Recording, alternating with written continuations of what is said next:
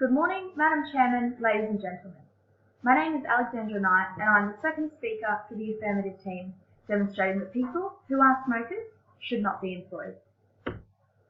The first speaker from the negative team has argued that it is unethical for employers to refuse to hire people who choose to smoke.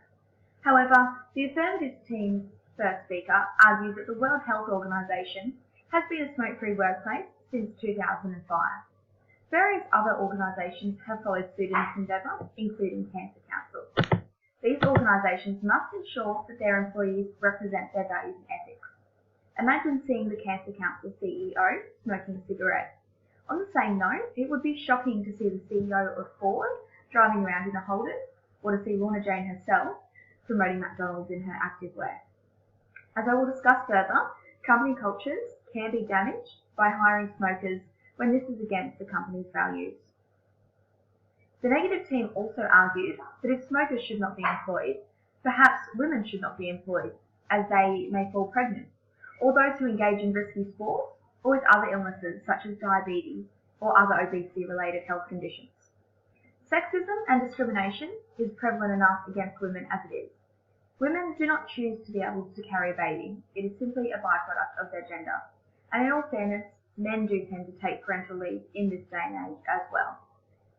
Choosing to damage your body by smoking is a far cry from bringing a baby into the world, or choosing to play sport to try and keep your fitness up, or battling with an illness that could just as likely be due to losing the genetic lottery, as opposed to making poor lifestyle choices. This argument is quite simply incorrect. Our first speaker, Kelly, has already stated that smokers take more sick days than their non-smoking counterparts. I will present the arguments that productivity amongst smokers is generally poorer, smokers increase costs to both employers and the health system, and company cultures could be damaged by employing smokers.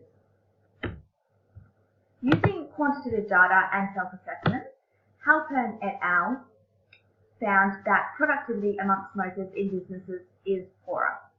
Absenteeism was also shown to be greater among smokers, and while presenteeism was not discussed throughout this particular text, it could definitely be inferred that smokers will present for work while at various degrees of incapacitation due to their addiction, resulting in decreased productivity.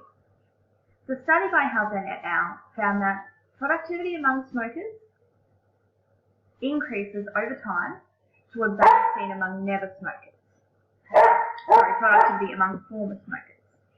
This proves that non-smokers have higher productivity than smokers, and quite interestingly shows that it takes time for former smokers to reach the same levels of productivity as those that have never smoked at all. Smokers cost businesses money. This is a simple fact. Not only due to a loss in productivity with more breaks and higher presenteeism, but also due to higher absenteeism and increased healthcare costs. Companies could also experience losses if their values are shown to be not congruent with those of their employees.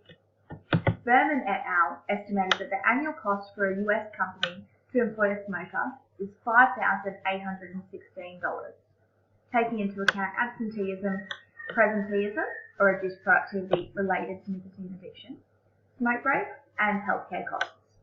Bunn et al. Put this figure at $4,430, with the main costs due to lost productivity.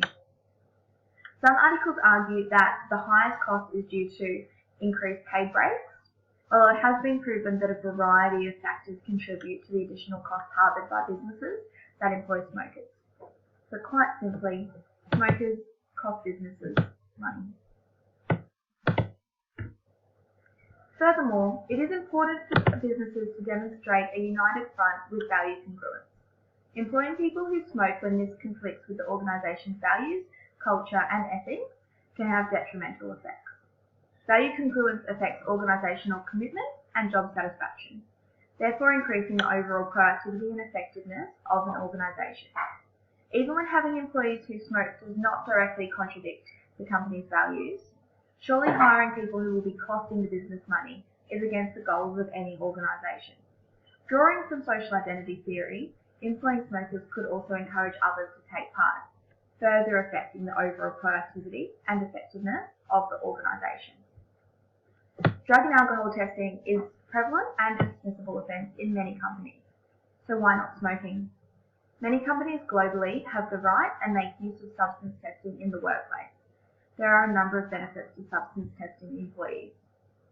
Employers will not want to have undesired reputational damage or for the company to be brought into disrepute for the lifestyle and actions of their employees. When employees are affected by substances, their mood and decision making can change, and the same can be said for smokers if they are unable to smoke after longer periods of time. They can often become stressed, restless, and their decision making can be quite impacted. This also includes withdrawal symptoms by ex-smokers who have only recently quit smoking. Employing smokers clearly is detrimental to businesses, with decreased productivity, increased healthcare costs, and potentially immeasurable costs to businesses by damaging their public image. It is simply in the best interest of smokers to stop smoking and in the best interest of employers to not hire smokers. To answer our first speaker's question, it is definitely time for employers to butt in.